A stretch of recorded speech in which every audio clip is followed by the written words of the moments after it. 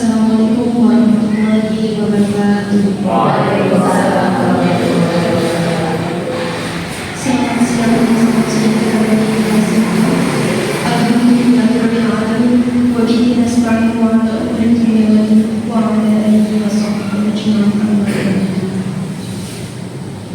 Yang terhormat Kepala SMP Negeri Kuliah, yang saya hormati juga Bapak dan Ibu Guru SMP Negeri Kuliah.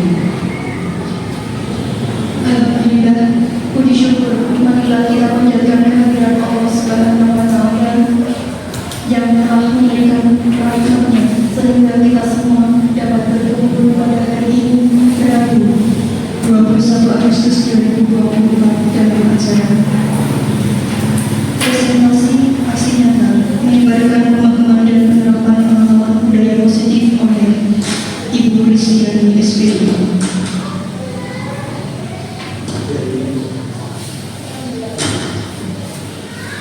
Terima selamat sejahtera kita curahkan kepada junjungan Nabi Muhammad SAW yang telah mengantarkan kita menuju kehidupan dunia dan akhirat.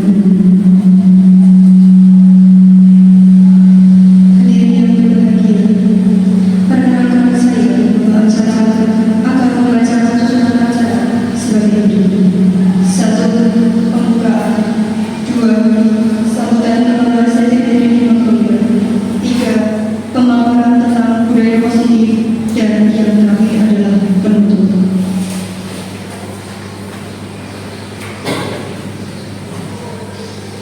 Bapak dan Ibu Guru yang saya hormati, memasuki acara yang pertama yaitu pembukaan. Marilah kita buka dengan membaca basmalah bersama-sama. Bismillahirrahmanirrahim.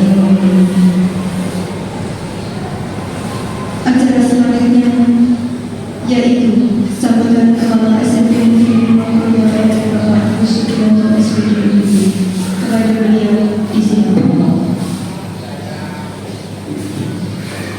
Assalamualaikum warahmatullahi wabarakatuh. Bismillahirrahmanirrahim. Alhamdulillahirabbil alamin. Wassalatu wassalamu ala asyrofil anbiya'i wal mursalin wa ala alihi wa sahbihi ajma'in. Yang saya hormati Bapak Ibu Guru SMP Kuliah, lebih khusus kepada Ibu Kristiani SPDI sebagai calon pembicara angkatan 11 yang saya hormati, dan marilah kita senantiasa memanjatkan bersyukur kepada Allah Subhanahu karena hari ini di siang hari ini kita bisa berkumpul bersama di tempat ini dalam acara menyebarkan pemahaman dan pemahaman tentang budaya positif, atau ada istilah kerennya itu diseminasi budaya positif. Ini merupakan kegiatan yang dilaksanakan oleh bersama guru. Selawat salam senantiasa tercurahkan kepada Rasul kita Nabi Muhammad SAW yang kita nantikan selawatnya sebagai beliau. Bapak Ibu yang nanti pada siang hari ini merupakan kegiatan dari calon pembicara Ibu Kristiani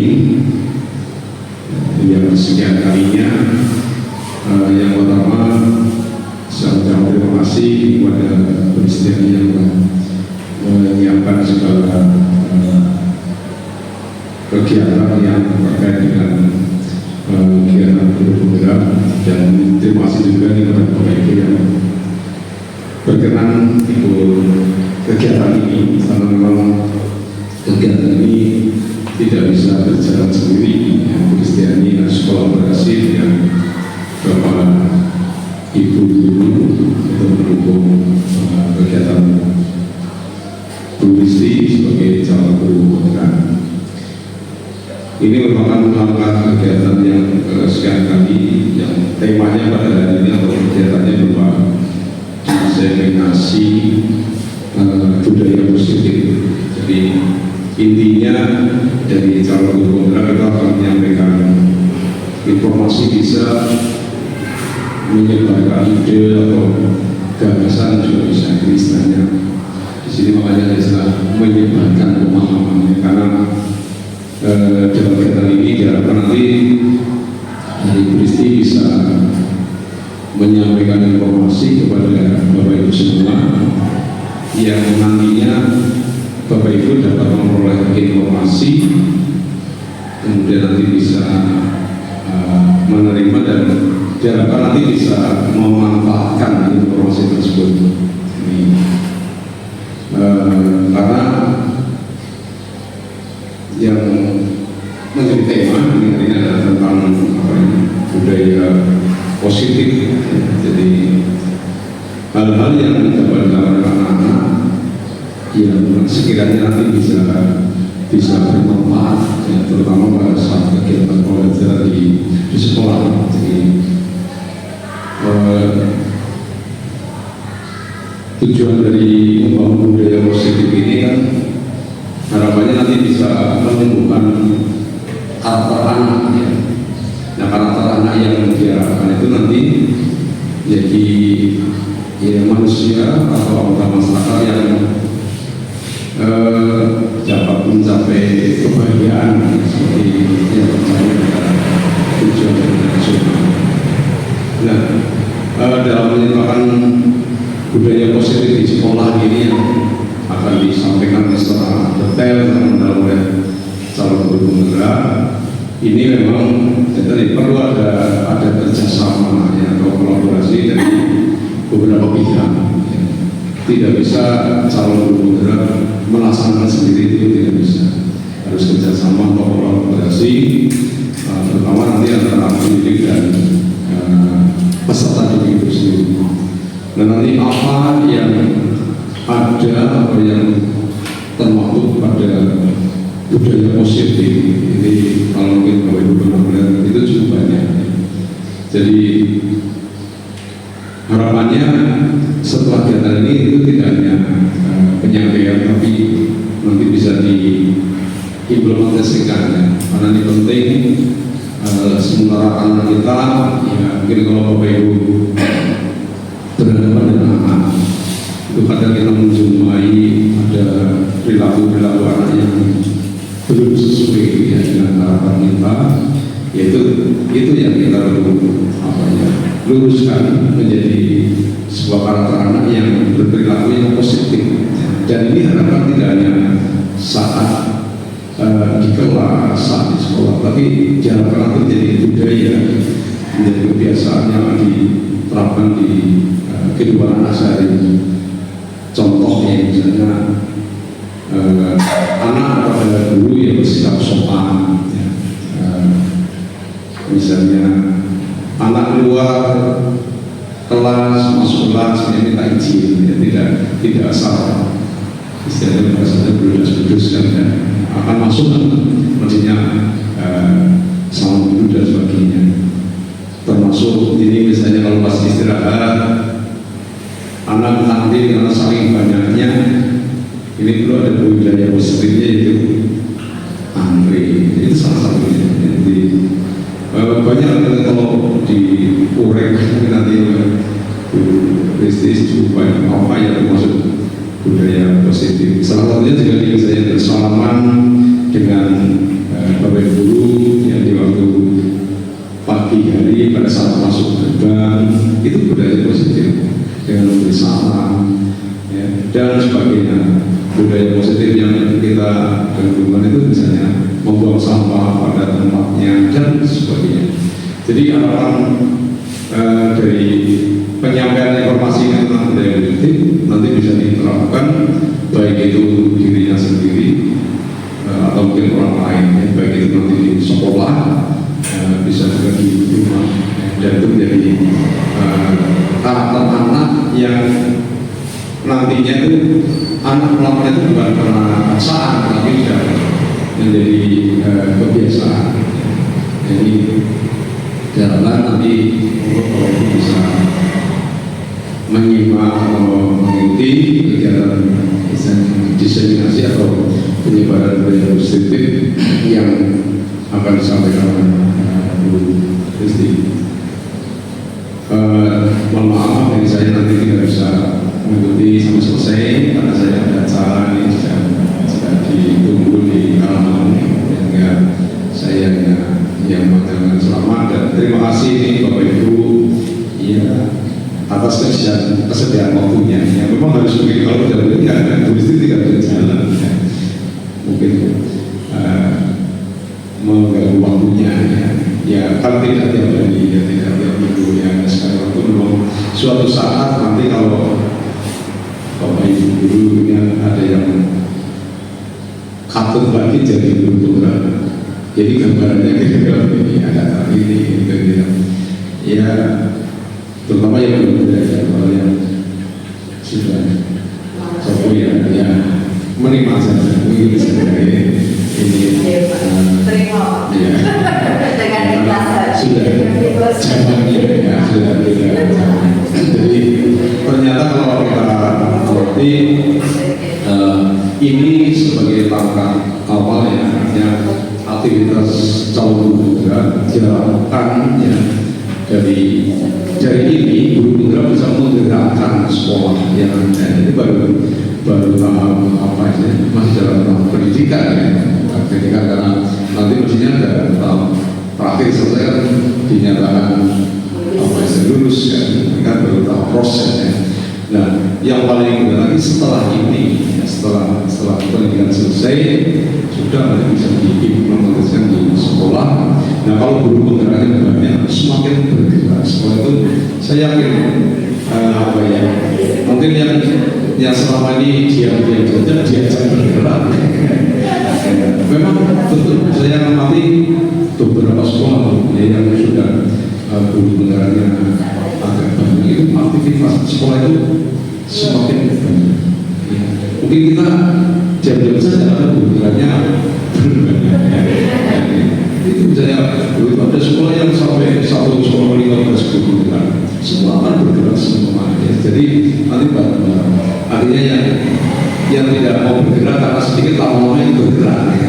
Nah, ikut bangkit, ikut memasuk apapun aktivitas. Karena kita banyak sekali bagaimana melakukan sekolah kayak di berbagai unsur ya. Jadi artinya semangat ya, kalau ini sementara berhenti bersedia ya, mungkin nanti ada teman yang lain yang menyusul terus ya. Ya punya kalau ada semangat diikuti ya. Jadi itu ya memang diikuti ya, yang baik dan mudah-mudahan ini merupakan ilmu baru, wawasan baru yang minimal nanti ini disampaikan dengan beberapa orang ya. Ini kan yang lain belum, nanti bisa diturunkan oleh yang lain sehingga nanti bisa diterapkan ya oleh Bapak Ibu di kelas atau di lingkungan sekolah ya. Saya selamat nanti kegiatan diseminasi budaya positif dan mohon maaf ini kalau saya tidak bisa sampai selesai karena ada yang harus saya ini. Saya itu saja yang bisa saya sampaikan dan mohon maaf. Assalamualaikum warahmatullahi wabarakatuh. Terima kasih kepada Bapak Agus Supriyanto SPDMD yang telah memberikan sambutannya. Bapak Ibu yang saya hormati, acara selanjutnya yaitu pemaparan tentang meningkatkan pemahaman dan penerapan pengalaman budaya positif oleh Ibu Rizkyani SPDI. Kepada beliau disilakan.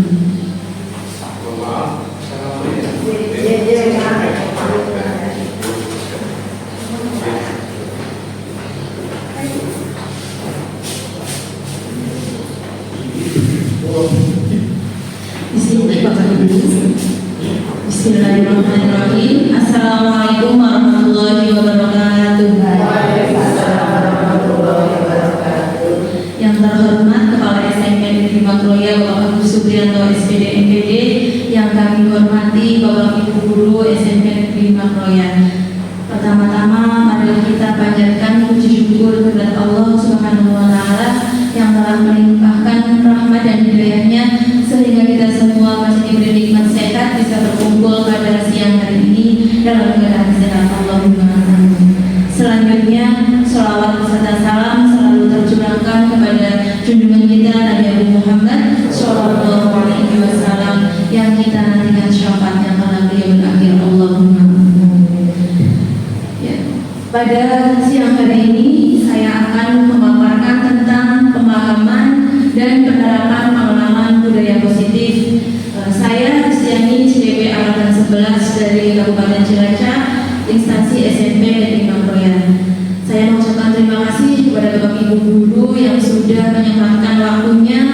berkumpul untuk mengikuti serangkaian kegiatan program guru penggerak yang sedang saya jalani. Sebelumnya mungkin karena sekarang sudah siang menuju sore, jadi biar semangat, saya tepuk semangat dulu gitu.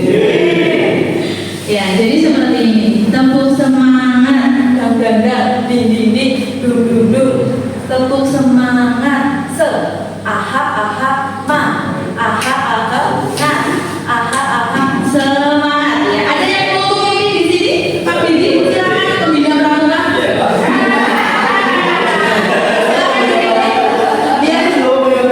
Biar semangat. Pak Billy, biar di luar biasa. Tepuk semangat, ganda, dinding, duduk.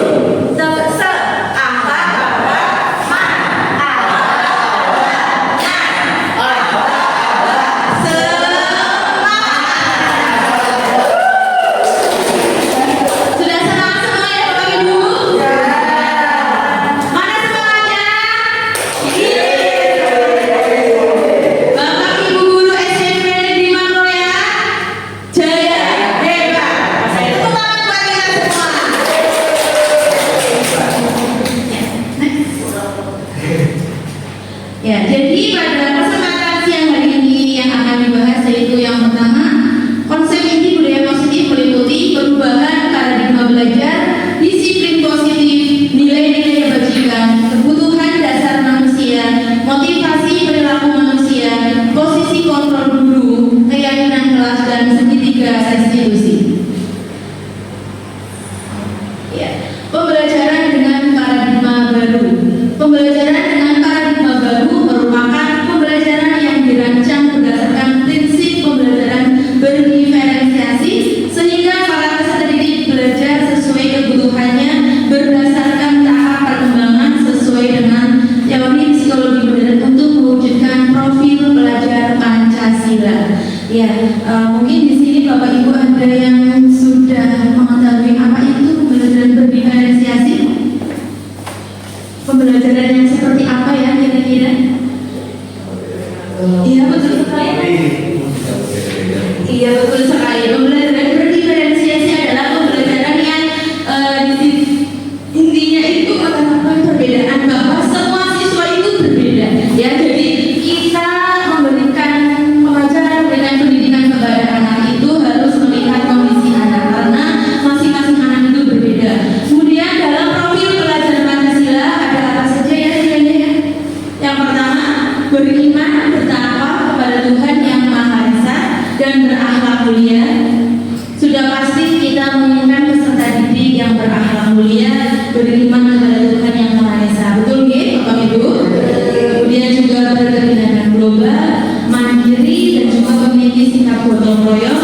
Dan karena zaman yang semakin canggih, maka kita cuma menginginkan peserta didik yang bernalar kritis dan kreatif. Miskonsepsi tentang teori kontrol. Jadi ilusi guru mengontrol murid, ilusi bahwa kritik dan membuat rasa bersalah mampu menguatkan karakter, dan ilusi bahwa semua penguatan positif efektif dan bermanfaat, dan ilusi bahwa orang dewasa berhak memaksa. Jadi kita mempunyai pandangan bahwa ketika kita sudah mengkritik murid, pasti murid akan berubah menjadi lebih baik ya. Dalam pandangan kita seperti itu ya. Tapi itu ternyata nanti akan pelajari bagaimana sih posisi pengontrol seorang guru sebaiknya. Ya, mengubah paradigma stimulus respon ke pendekatan teori kontrol, yaitu dari stimulus respon realitas kebutuhan kita sama. Di teori kontrol, realitas kebutuhan kita berbeda. Semua orang melihat hal yang sama, setiap orang memiliki gambaran yang berbeda. Kita mencoba mengubah orang agar berpandangan sama dengan kita. Sebaik itu kita berusaha memahami pandangan orang lain tentang dunia. Perilaku buruk dilihat sebagai suatu kesalahan. Semua perilaku memiliki tujuan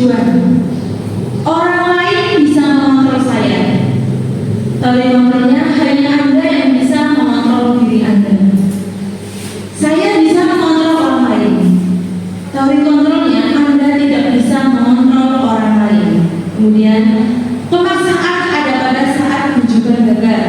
Kolaborasi dan konsensus menciptakan pilihan-pilihan baru dan model berpikir menang itu harus diganti dengan model berpikir menang seperti itu.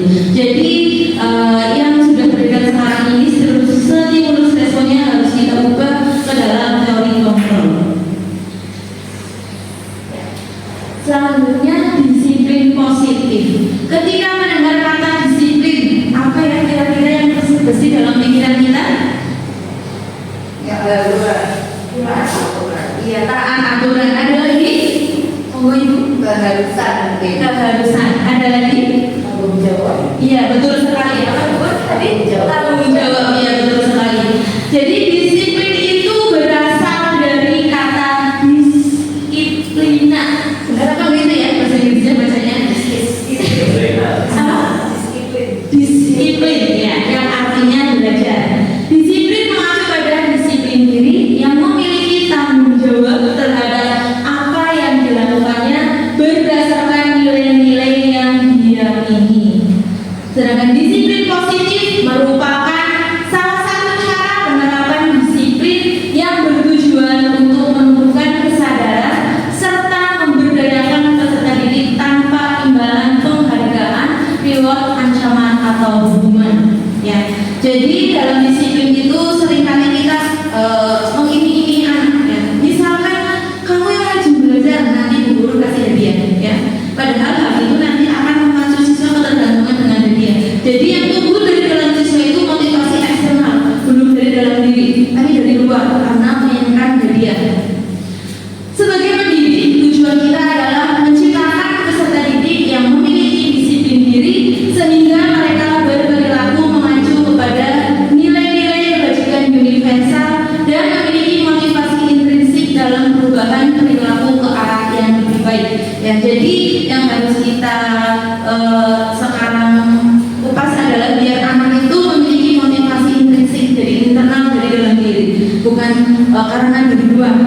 Biar apa ya yang ada dalam diri anak itu benar-benar dari kesadaran diri anak tersebut. Selanjutnya nilai-nilai kebajikan, yaitu nilai yang disepakati bersama lepas dari suku bangsa, agama, bahasa maupun latar belakangnya.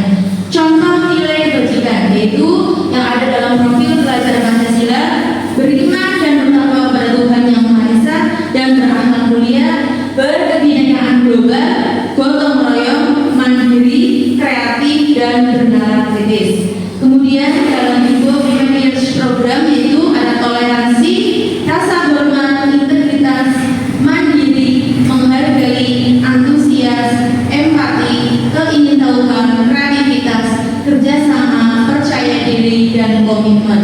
Sedangkan dalam keterampilan hidup atau life skill yaitu dapat dipercaya, lurus hati, pendengar yang aktif, tidak merendahkan orang lain, dan memberikan yang terbaik dari diri. Ini merupakan nilai-nilai kebajikan.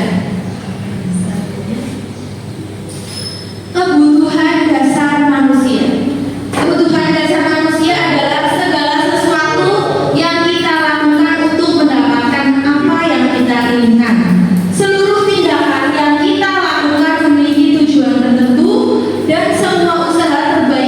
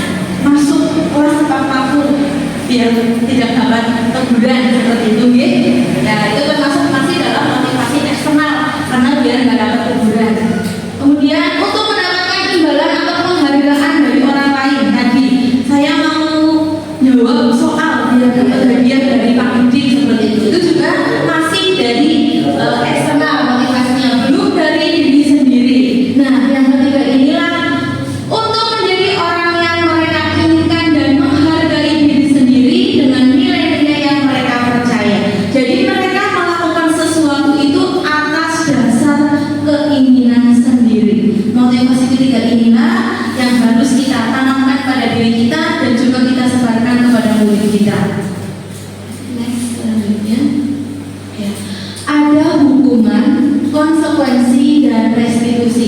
Sebelum saya sampaikan, mungkin di sini ada yang mau menyampaikan pendapatnya terkait hukuman, konsekuensi dan restitusi. Menurut Pak Habib, silakan. Apapun hukuman yang diberikan oleh guru, setidaknya hukuman yang diberikan oleh guru kepada siswa seharusnya bisa memiliki atau mempunyai efek yang positif terhadap siswa tersebut. Jadi tidak serta-merta dengan hukuman atau dasar emosional guru supaya pendidikan murid itu bisa lebih baik. Harus ada niat positif dan dipikirkan terlebih sebelum melaksanakan dan melangkah untuk memberikan hukuman. Terima kasih. Terima kasih. Sekarang kita simak bersama-sama nih Bapak Ibu. Jadi hukuman, konsekuensi dan restitusi itu ternyata berbeda. Hukuman tidak terencana, tiba-tiba. Murid tidak tahu apa yang akan terjadi atau tidak dilibatkan dan bersifat satu arah, berupa hukuman fisik atau psikis. Coba ada yang bisa memberikan contohnya? Kira-kira seperti apa bentuknya kalau hukuman? Kata-katanya bisa sih? Iya, betul sekali. Iya, betul sekali yang dikatakan oleh Bu Nabil ya. Jadi contoh hukuman adalah misalkan ada yang tidak membawa buku pakai, siswa langsung suruh push up, suruh lari, itu namanya hukuman. Apakah dengan hukuman push up itu akan membuat siswa sadar akan kesalahannya? Tidak pasti. Tidak mesti, belum tentu. Kemudian konsekuensi itu terencana atau disepakati sesuai peraturan. Murid tetap dibuat tidak nyaman dan sikap guru selalu memonitor murid. Contohnya, ada yang mau menyampaikan contoh dari konsekuensi?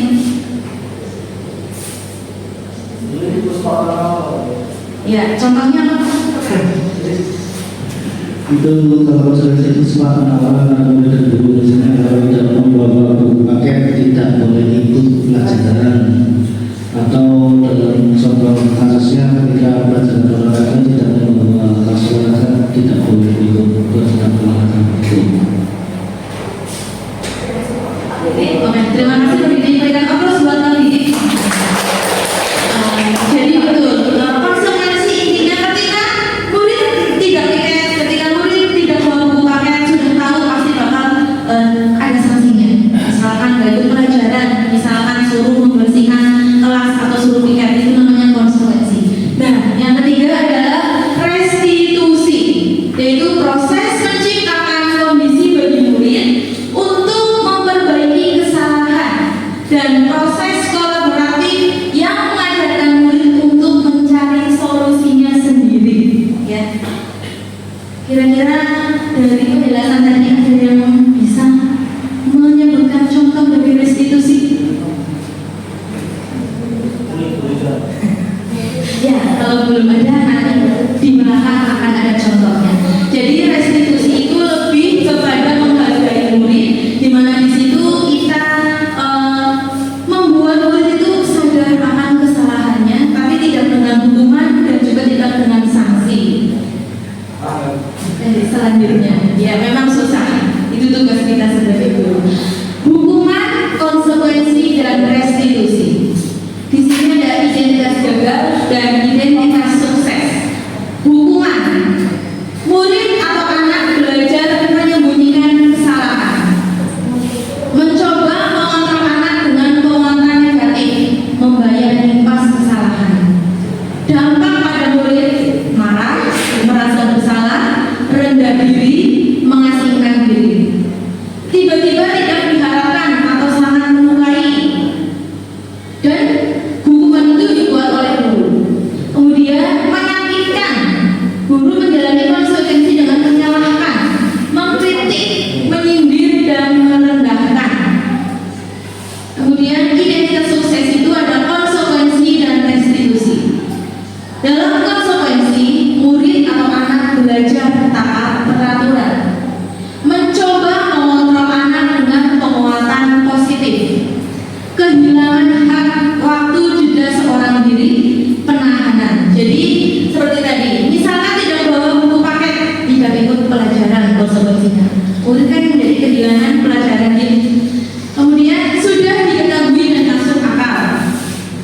dibuat oleh guru dan murid anak-anak berdasarkan kesepakatan antara murid dan juga guru.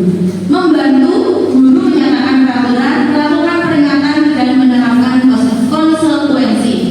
Sedangkan restitusi yaitu murid atau anak belajar memecahkan masalah.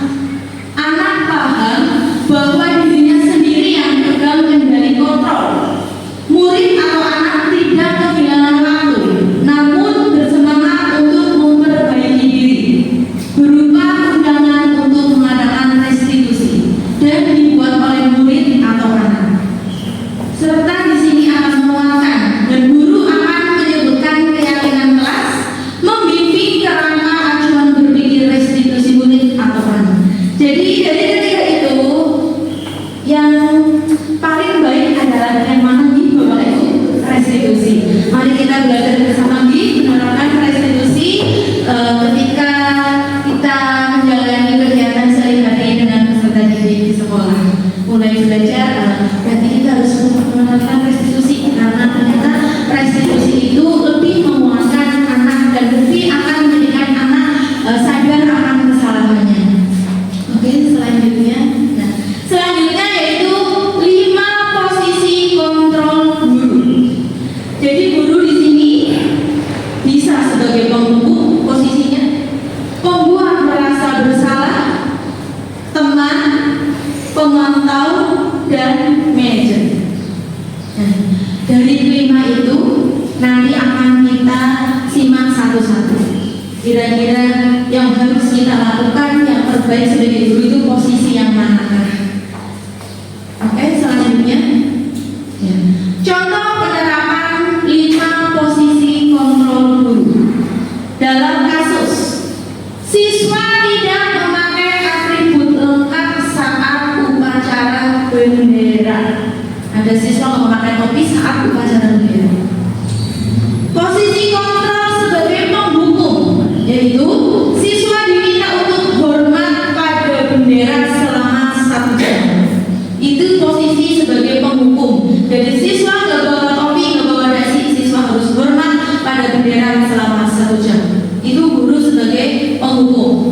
Kemudian ketika guru sebagai pembuat merasa bersalah, maka guru akan mengatakan berapa kali ibu atau bapak harus memberitahu kamu, kamu selalu saja mengecewakan ibu atau bapak. Jadi di situ mengatakan rasa kecewa. Bapak atau ibu guru kecewa sama kalian. Sudah diingatkan tapi tetap tidak membawa topi. Itu di sini adalah membuat merasa bersalah posisinya. Jadi di diri siswa itu langsung muncul saya bersalah-salahkan oleh guru karena membawa topi. Tadi bapak guru mengatakan bu guru kecewa sama kamu karena kamu tidak membawa topi. Itu di sini posisi guru sebagai pembuat merasa bersalah. Selanjutnya, ayo dong ikuti aturan sekolah. Tolong bantu ibu atau bapak ya. Sekali ini saja. Ya sudah, tidak apa-apa. Lain kali jangan sampai berbuat seperti ini lagi ya. Nah, itu adalah posisi sebagai teman. Jadi guru memposisikan sebagai teman dengan lebih akrab kepada siswa. Kemudian yang keempat adalah kamu guru sebagai pemantau, yaitu guru mengucapkan atau mengatakan kepada siswa atau murid, kamu sudah melanggar peraturan sekolah. Kamu tahu konsekuensinya. Setelah upacara, kamu beli atributnya ke koperasi dan jangan diulangi lagi. Nah, sebagai pemantau, guru akan menyampaikan ke anak untuk tidak mengulangi lagi dan untuk membeli topi di koperasi. Itu sebagai pemantau. Kira-kira dari keempat tadi sudah ada yang tepat belum? Posisi kita sebagai kontrol terhadap siswa guru. Nah, ini yang kelima, coba next. Nah, yang kelima ini posisi sebagai manajer. Apa yang dilakukan guru? Yaitu menanyakan kepada siswa, apakah kamu tahu kesalahan kamu? Kira-kira bagaimana kamu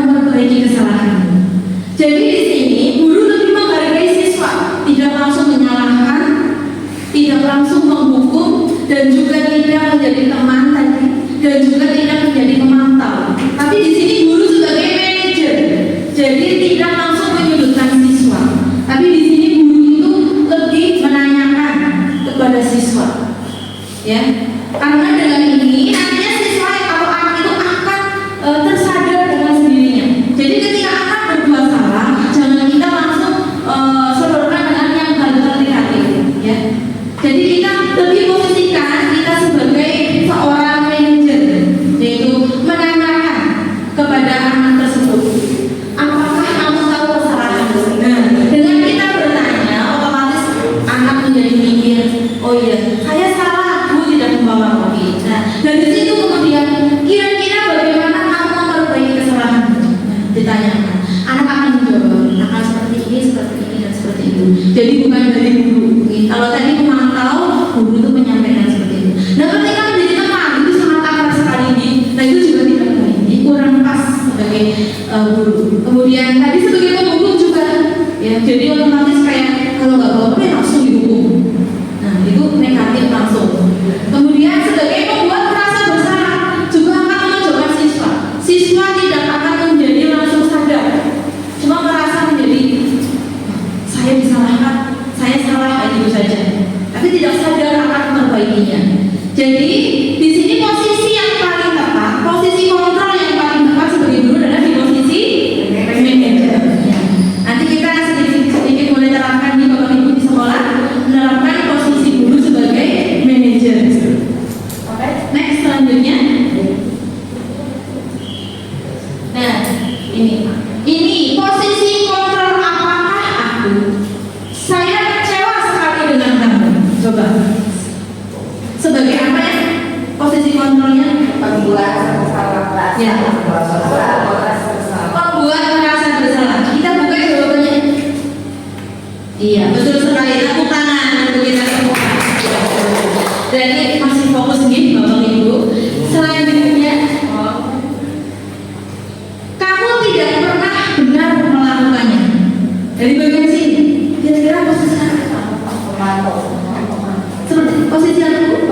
Pemantau. Coba kita buka jawabannya. Pengguru. Selanjutnya, apa rencanamu untuk menyelesaikan masalah ini? Apa berarti? Manajer. Ya, coba kita buka jawabannya. Iya, betul sekali manajer. Ya, ini yang nanti akan kita terapkan kita sebagai guru nih di sekolah sebagai manajer. Jadi kita lebih menghargai murid nih, karena pembelajaran itu harus berusaha pada murid. Selanjutnya, ayolah lakukan demi bapak atau ibu guru ya. Kira-kira sebagai apa ini posisinya? Sebagai teman. Ya, coba kita buka jawabannya. Betul sekali. Tepuk tangan untuk kita lagi. Sebagai teman. Kemudian, kamu tidak pernah mendapat nilai jika tidak mengerjakan tugas. Ayo, tidak akan mendapat nilai. Apa? Iya, betul sekali. Apa berarti? Pemantau. Kita buka jawabannya. Betul sekali. Jadi pemantau itu kayak ada konsekuensi. Jika tidak apa, tidak dapat B seperti itu. Kalau hukuman, kamu itu nggak pernah benar, kamu itu salah, lari-lari. Jadi kalau teman, ayolah bantu bapak ibu, misalkan di kelas sampai terus, ayo bantu guru, kamu jangan seperti ini. Nah, itu sebagai teman. Tapi ternyata kurang tepat nih. Yang tepat adalah nanti kita sebagai seorang manajer. Ya, bisa diterapkan di selama ini kita melakukan apa ya? Campuran. Iya. Mulai besok kita terapkan sebagai manajer nih, karena kita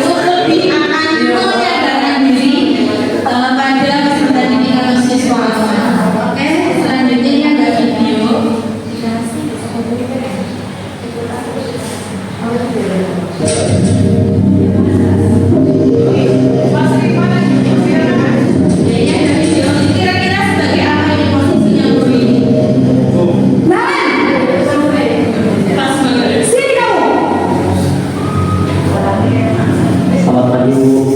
Selalu terlambat. Kamu deh, pasti terlambat. Maaf Bu, saya Apa? Apa coba? Alasan kamu apa lagi? Kenapa sih kamu tidak terlambat? Malas sekali ya kamu jadi anak. saya Dasar pemalas. Gak kapok-kapok sih kamu. Sudah berapa kali terlambat? Sana, kamu kuliah di lapangan basket. kenapa saya harus dari lapangan basket Bu? Kenapa? Kamu mulai ibu. Berani-beraninya jawab. Sudah terlambat, masih berani jawab pula. Sekarang, keliling lapangan basket 5 kali sekalian. Biar kapok. Cepat. Pergi sana lapangan basket. Iya. Kira-kira yang diterapkan oleh guru yang ada di video itu sebagai apa nih? Maksud kontrolnya? Penghukum nih. Baru saja datang ke sekolah sudah langsung main, lari di lapangan 5 kali. Iya. Kira-kira dalam proses penghukum apakah langsung manjur? Anak-anak langsung insya Allah tidak main. Malah jadi kenapa nih disuruh lari 5 kali kayak gitu? Malah sama gini disuruh lari 5 kali. Jadi posisi yang tepat sebagai guru adalah manajer. Selanjutnya, nah, setelah tadi kita membahas tentang 5 posisi kontrol seorang guru, selanjutnya adalah keyakinan kelas. Nah, mengapa keyakinan kelas? Mengapa bukan peraturan kelas? Ada yang mau berpendapat? Kenapa kok keyakinan kelas bukan peraturan kelas? Kira-kira kenapa ya? Pak Dian? Belum. Udah diam? Bu Utari? Kenapa? Kenapa kok keyakinan kelas bukan peraturan kelas?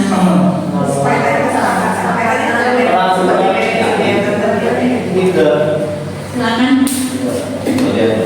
Itu bahasanya kan beda antara yakin dan peraturan. Kalau yang keyakinan berarti insya Allah semua anak itu bisa melakukannya karena sesuai dengan kesepakatan awal dari siswanya atau muridnya yang memberikan masukan mengenai konsekuensi. Dan kalau peraturan kan belum tentu semua orang bisa menaati peraturan itu.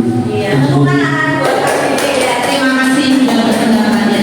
Jadi kenapa keyakinan kelas? Karena dengan keyakinan kelas maka lebih bisa ditepati oleh peserta didik. Kalau peraturan biasanya malah mereka melanggar, dan kalau peraturan itu biasanya negatif kata-katanya. Tapi kalau keyakinan kelas itu harus positif dan pembentukan keyakinan kelas bersifat abstrak berupa pernyataan universal dibuat dalam pernyataan positif sedikit saja agar mudah diingat sesuai dengan kondisi kelas dan sekolah sehingga mudah diterapkan. Semua warga sekolah atau warga kelas dilibatkan saat membuat keyakinan kelas. Jadi ketika di kelas itu, ketika membuat keyakinan kelas adalah kita mengakomodir dari pendapat-pendapat siswa. Dan di sini digarisi dibuat dalam pernyataan positif yang sering kita ketahui jika kita membuat keyakinan kelas yang sering muncul kata-kata negatif. Contohnya, iya, dilarang tidur, dilarang berisik, dilarang makan. Nah, di keyakinan kelas harus diubah menjadi positif. Ya, jadi, ya, nggak seperti ini. Makan dan minum saat jam istirahat. Ya, itu diganti menjadi kalimat positif. Jadi bukan tidak. Karena kalau kata tidak itu negatif dan anak itu langsung terpancingnya ke negatif, bukan untuk mematuhi. Ya, jadi misalkan tidak boleh makan di kelas, makan dan minum saat jam istirahat. Nah, tidak boleh ramai di kelas. Pada saat jam pelajaran harus bersikap tenang. Tidak boleh terlambat masuk kelas. Diganti menjadi masuk kelas tepat waktu. Kemudian misalkan tidak boleh mencontek. Kira-kira diganti apa ya? Iya, mengerjakan soal dengan tidak boleh bullying. Kira-kira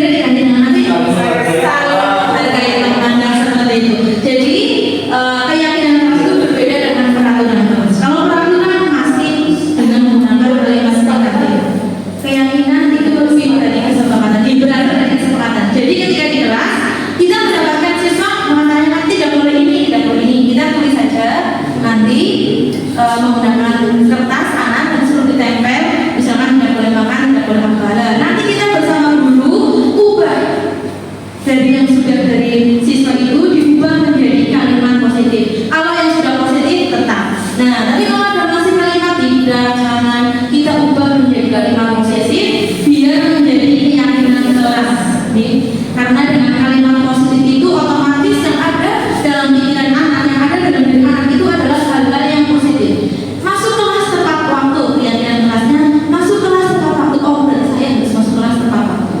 Kalau tidak boleh terlambat, biasanya saya terlambat kayak gitu. Jadi dalam keyakinan kelas itu harus menggunakan pernyataan yang positif. Ya, mungkin dari awal kita kan belum tahu nih menuliskannya itu pasti masih pernyataan yang positif.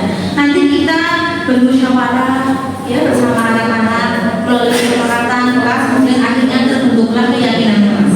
Jadi keyakinan yang ada di kelas itu berupa pernyataan positif karena kita menginginkan anak-anak itu pasti menjadi pribadi yang baik. Oke, selanjutnya, nah setelah tadi posisi kontrol, kemudian sekarang tadi ada keyakinan kelas, ini pembuatan keyakinan kelas. Nah, sekarang adalah segitiga restitusi, ya.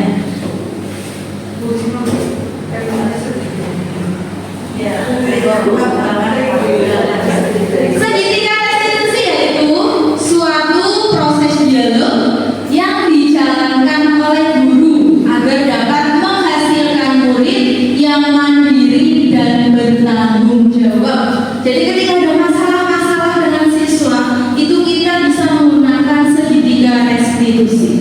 Namun sebelumnya biar semangat, lihat dulu nih. Kayaknya ini sudah semakin sore, suasananya sudah ya leyeh-leyeh, harus untuk tidur nih biar semangat. Tepuk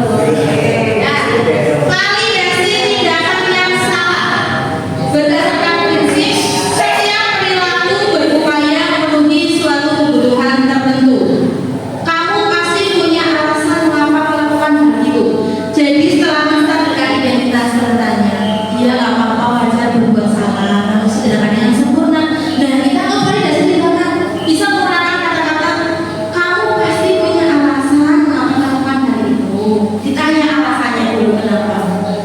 Padahal kamu bisa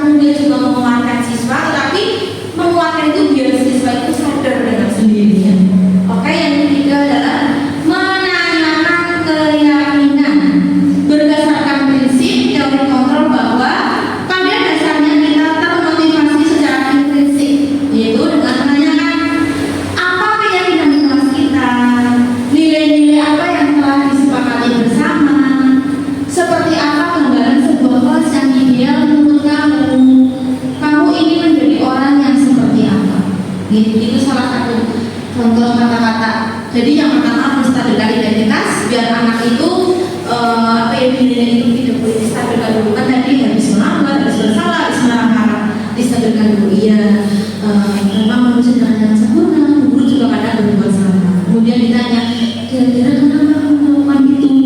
Ya, alasannya apa? Gitu, bisa menggunakan kata-kata seperti itu. Kemudian yang ketiga, apakah yang sudah kamu lakukan itu sesuai dengan kenyataan kelas yang telah dibuat? Gitu.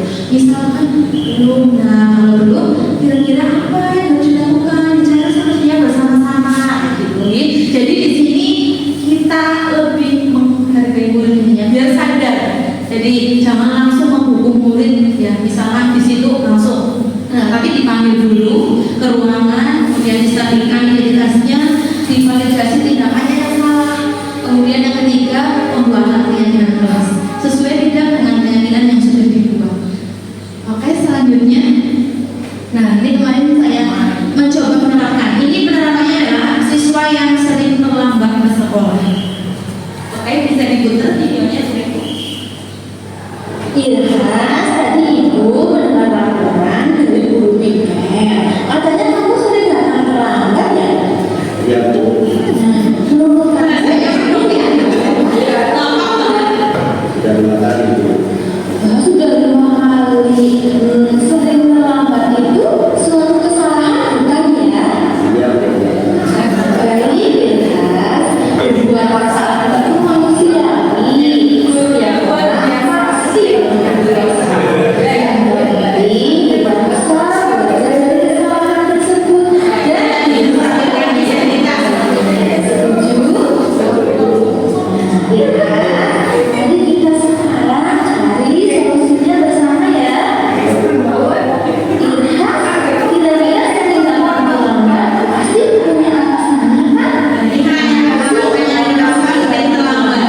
Validasi tindakannya.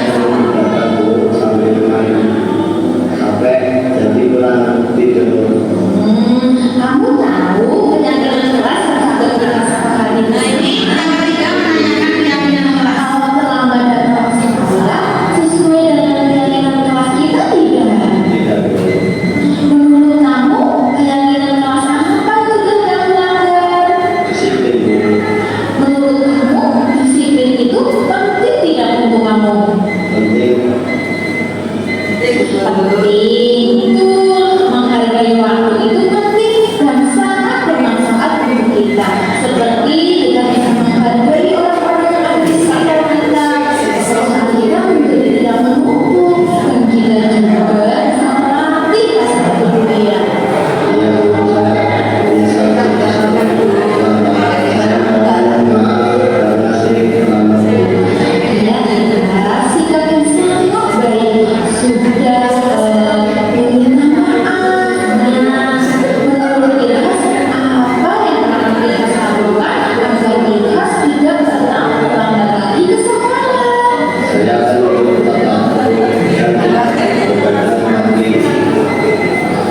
Nah, baik Ilhas, kamu sudah menemukan solusinya dan ibu akan bekerja sama dengan orang tua kamu agar kamu tidak terlambat lagi ke sekolah. Nah, sekarang silakan kamu bisa kembali ke kelas ya. Terima kasih Bu. Ya, sama-sama. Ya. Assalamualaikum warahmatullahi wabarakatuh.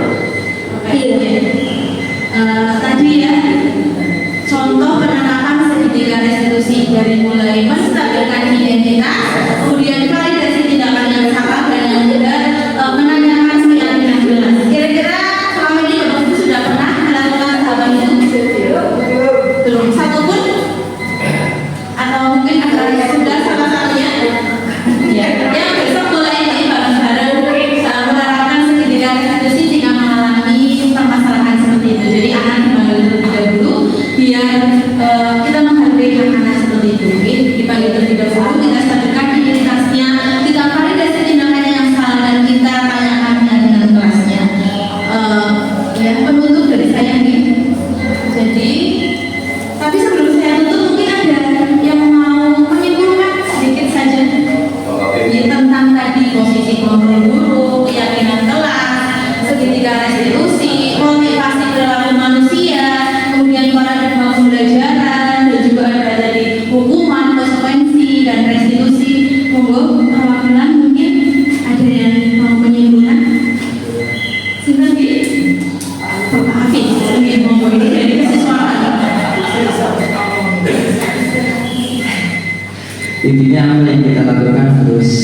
pemilihan dari hati agar apa yang kita sampaikan dari anak ke anak bisa mengenal secara keseluruhan. Yang pertama, yang selanjutnya tidak terbawa emosi, pengaturan tidak terbawa emosi. Jadi kita sebagai guru harus maksimal supaya apa yang kita sampaikan bisa sesuai tujuan, karena kalau emosi adanya hanya menjadi negatif. Yang terakhir, untuk hukuman yang tadi yang disampaikan supaya harus lebih baik, harusnya diimbangi dengan usaha yang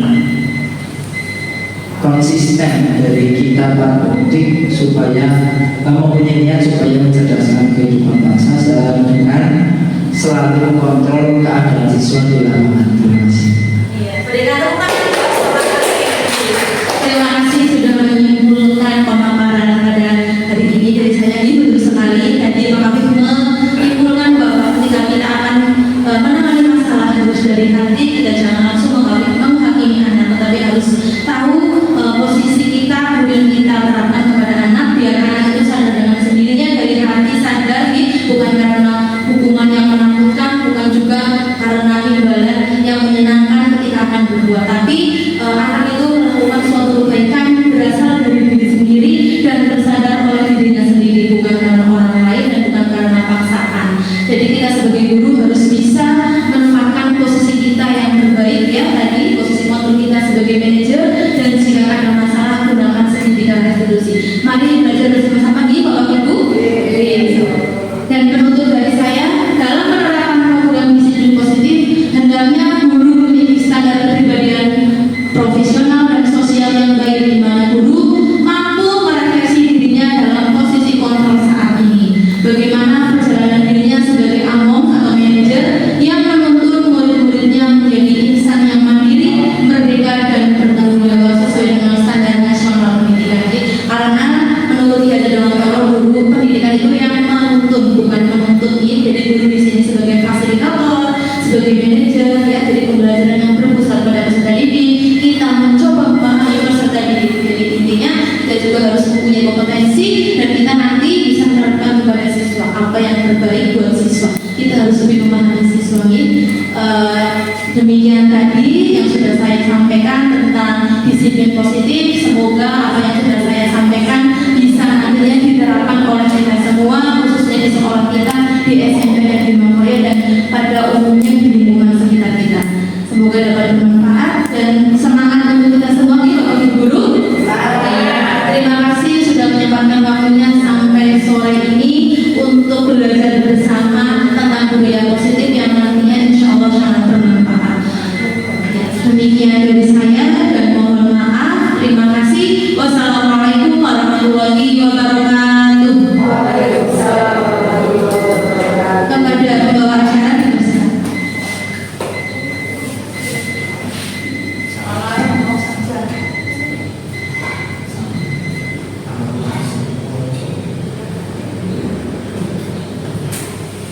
Terima kasih kepada Ibu Presiden SPDI yang telah menyampaikan materi yang sangat luar biasa. Bapak Ibu yang saya hormati, telah sampailah kita di penghujung acara. Marilah kita tutup acara ini dengan membaca hamdalah bersama. Sekian dari saya. Mohon maaf bila ada kesalahan. Terima kasih. Wassalamualaikum warahmatullahi wabarakatuh.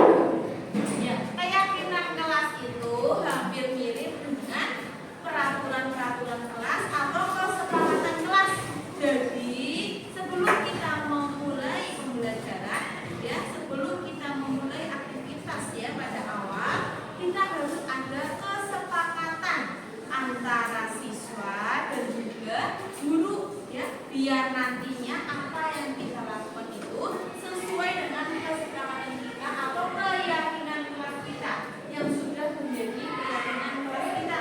Nah, dalam membuat keyakinan kelas itu harus ada kolaborasi antara siswa dengan guru, ya, harus ada kesepakatan, nggak ada kaitan, ya. Nah, keyakinan kelas itu berbeda dengan keraguan kelas, ya.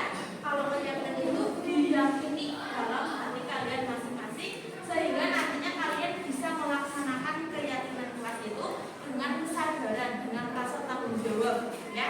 Nah, kita sekarang mulai membuat keyakinan kelas di kelas kita, di kelas D. Sudah paham kan bagaimana cara membuatnya? Boleh. Sekarang nanti Bu Guru akan bagikan kertas. Kalian siapkan dulu ya. Masing-masing anak nanti akan menuliskan keyakinan kelas apa yang kalian ini. Nanti ditempel di papan tulis di sini. Nah, setelah ditempel kita cek bersama-sama, kita pilih ya mana keyakinan kelas yang tepat, yang sudah tepat. Oke, udah paham? Ya.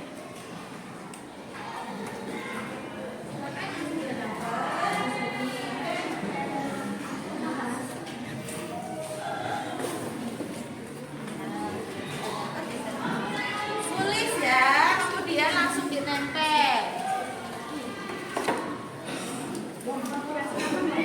Gak usah, apa-apa. Boleh, nama boleh. Boleh.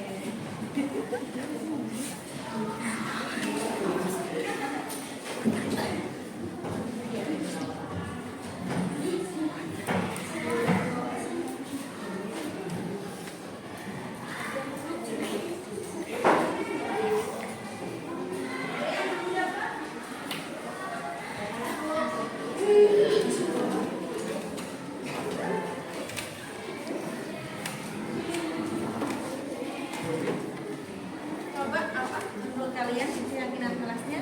Kalau yang sudah bisa langsung ditempel di depan ya. Oke. Love you. Ya, itu sudah ada yang mulai menempel.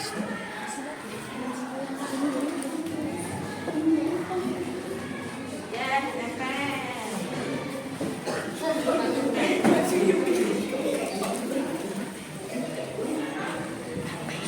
Ya, yang sudah ditempel.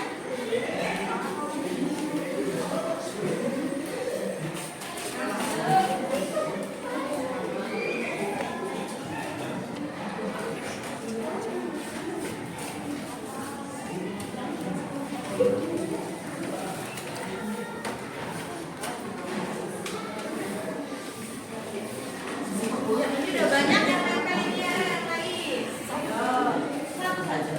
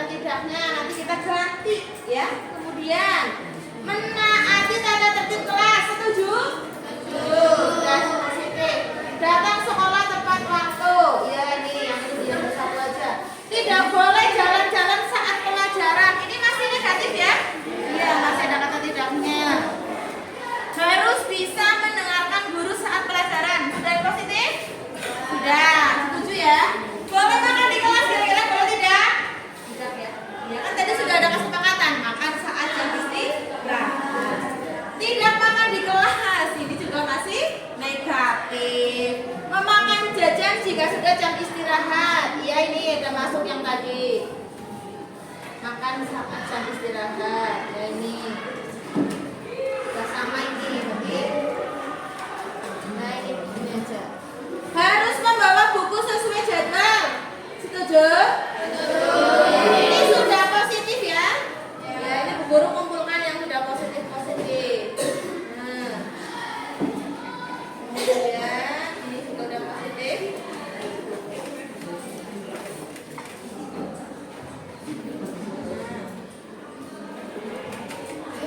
Harus bisa mendengarkan penjelasan guru positif. Makan ketika istirahat, ya sudah ada tadi. Makan saat istirahat, berangkat tepat waktu, sudah ada. Tidak boleh mengejek nama orang tua.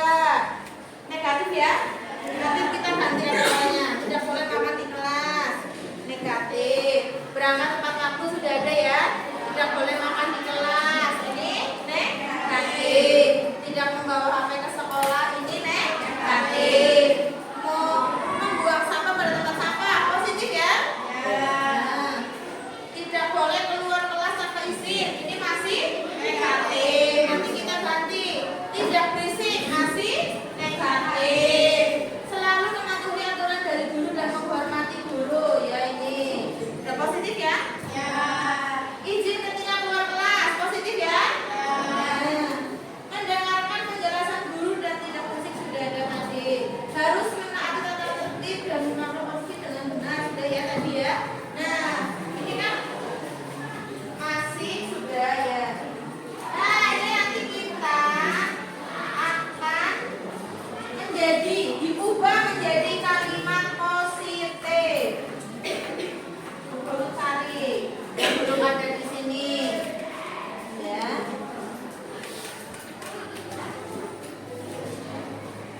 Guru cari satu-satu yang belum ada. Oke. Ya, ini sudah tadi negatif dan sudah ada perwakilannya jadi positif. Kalau ini kan belum ini.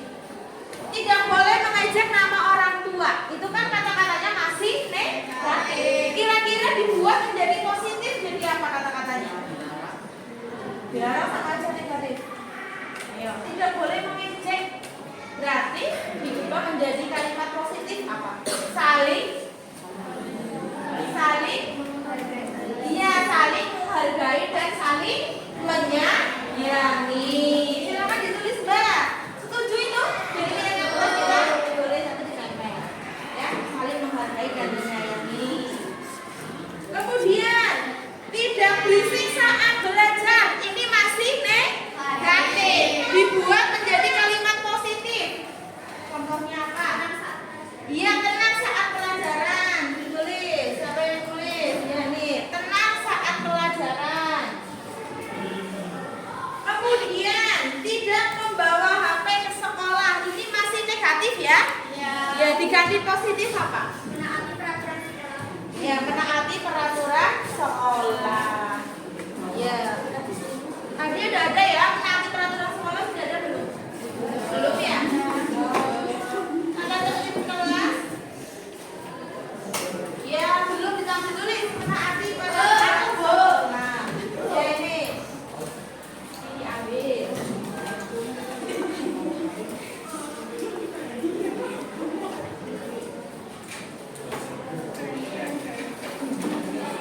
Itu menaati peraturan sekolah sudah ditulis.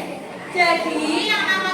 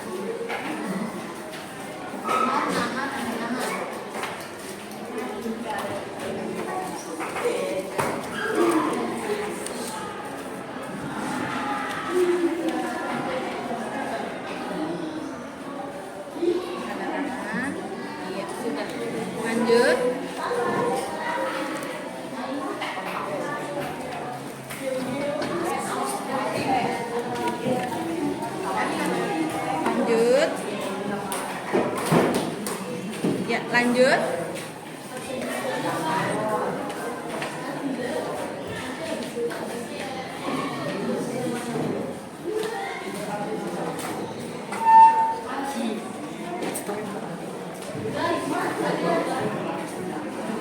Lanjut.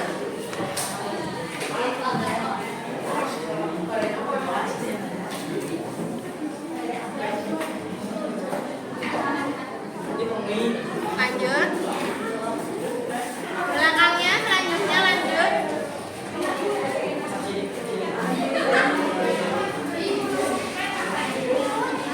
Lanjut belakangnya lagi. Ayo, lanjut.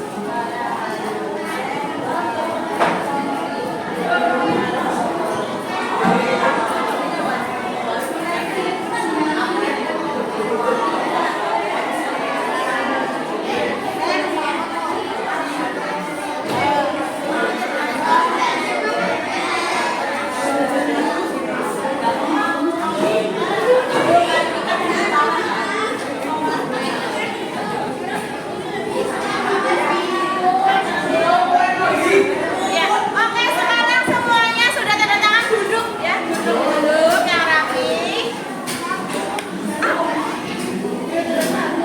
Ya. Tadi kita sudah membuat keyakinan kelas ya, sudah disepakati dan kalian sudah menandatangani ya. Ya, jadi sekarang tinggal melaksanakan apa yang sudah menjadi keyakinan kelas kita ya. Siap?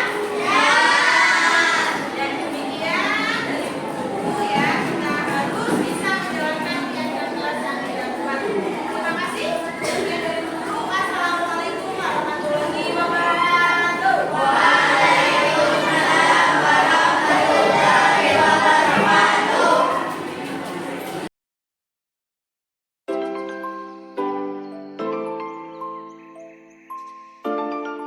Assalamualaikum warahmatullahi wabarakatuh. Perkenalkan, nama saya Nur Hamimah dari kelas 7D. Assalamualaikum warahmatullahi wabarakatuh. Perkenalkan, nama saya Narita Putri Ramadhani dari 7D. Assalamualaikum warahmatullahi wabarakatuh. Perkenalkan, nama saya dari Arya Trisna dari kelas 7D.